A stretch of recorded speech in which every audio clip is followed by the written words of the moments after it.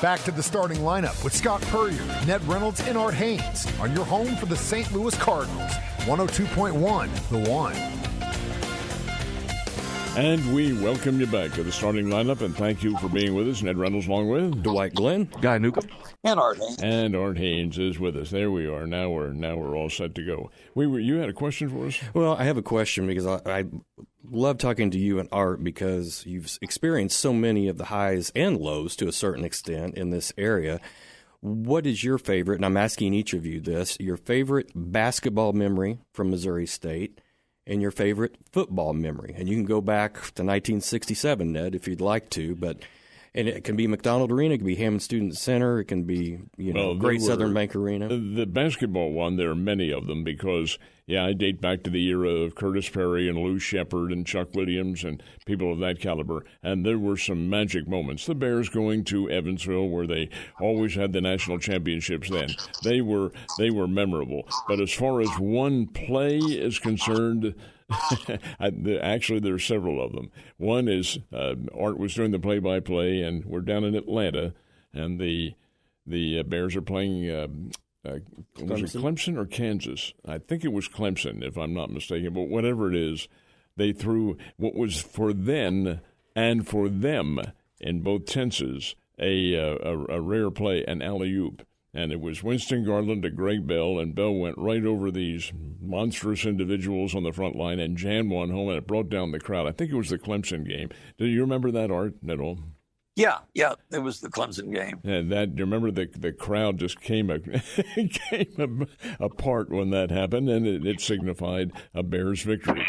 That was a very, very big moment along those same lines. But there were others in too. But I think the one that really sticks out, we had the game on TV, and Art was there calling the radio shots when the Bears played Mizzou, and William Fauntleroy went and dunked right over the Missouri player. Was it White? Is that who that was? Who he dunked over?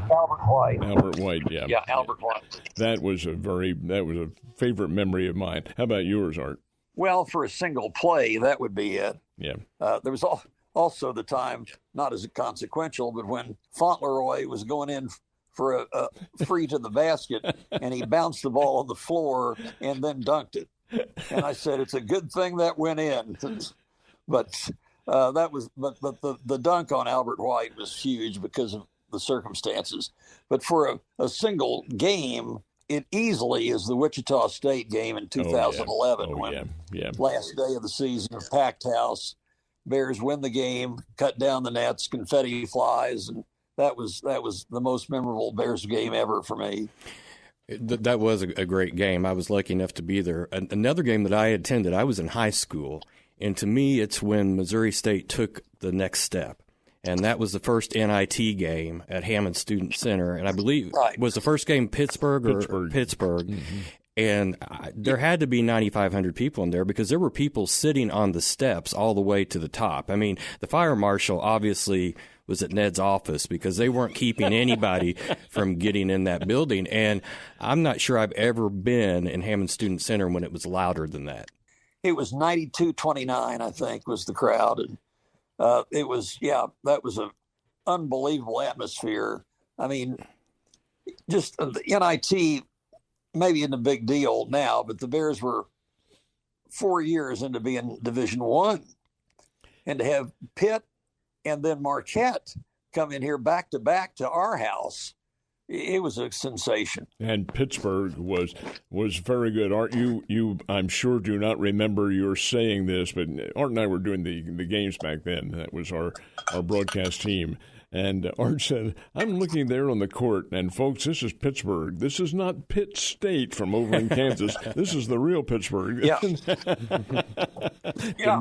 Demetrius Gore and some of those, they were Jerome Lane. Wow. Well, it may have been the NIT, but, to a high school kid, growing up in Nixa, these were big-time schools. They were legit schools, and for Missouri State or SMS at the time, not only to compete with them, but to beat them, it just made you realize this program has the capability of going to a different level, and it's that kind of crowd involvement that I'm speaking for myself. I just missed that.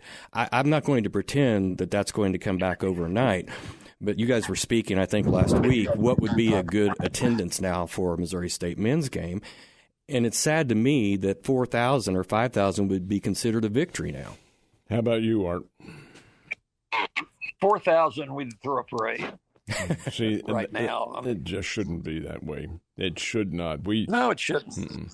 But it is, and that's, you've got to face the facts. That is the circumstance that we're under. Let me ask you a quick question, Art. What do you attribute this to? I know the team hasn't been all that good, but there have to be other factors involved.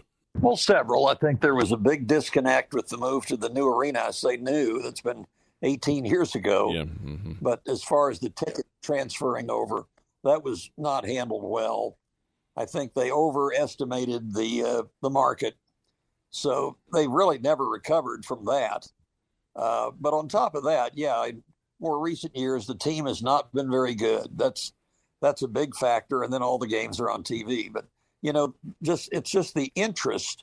I think the interest is still there, but it's fragmented now. It's not like it used to be. It was the thing to do in town was go to a Bears game.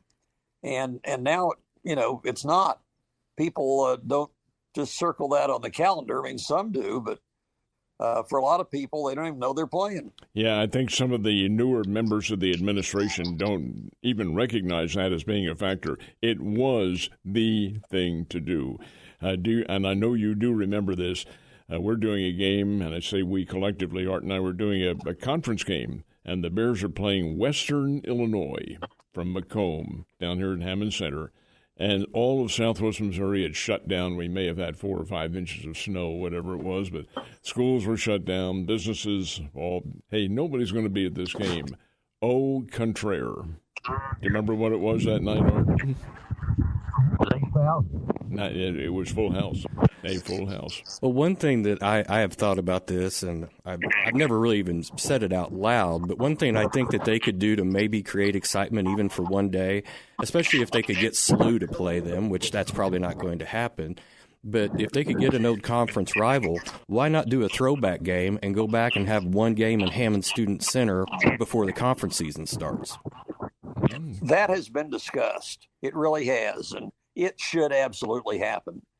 I think they may be afraid that, we'll can't get the toothpaste back in the tube because people would love that situation. I think it would be very popular. We talked about on the show, Dwight, one day about maybe seeing if you get Cleveland State to come in. That's an old rival. But yeah, if anybody that was familiar rival in the past could be SIU.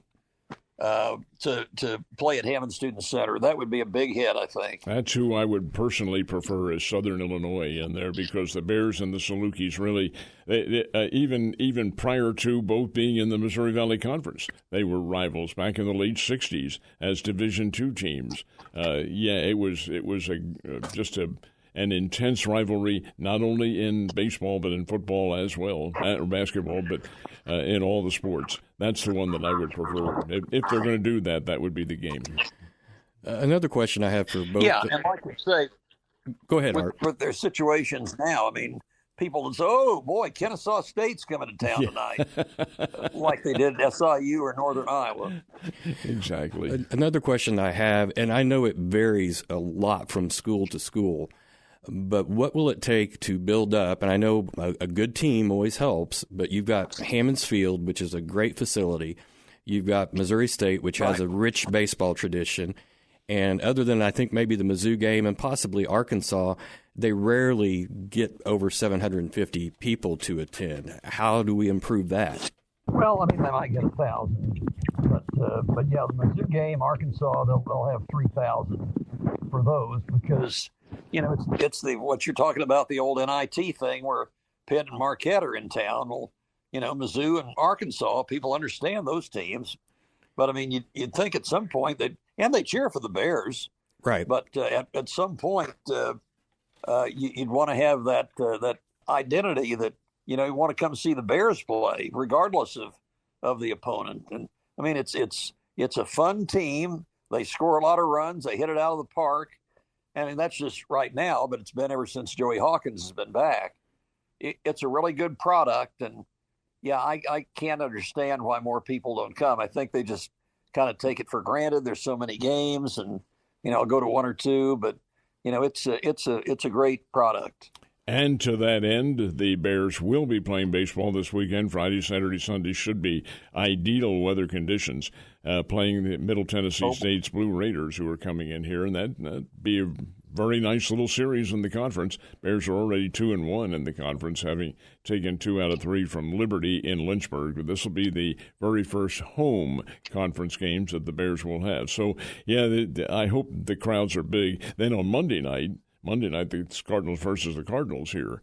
I looked at the weather ahead of time, and I think it's going to be a little bit cooler that night. But, hey, be that as it may, it's not going below freezing, I hope. Well, I think the first time the Cardinals came here when the stadium opened, I think one of those nights it was about 38, 40 degrees, was it not? It wasn't the first time. The first time they were here was a weekend in early April of 2005, and it was ideal.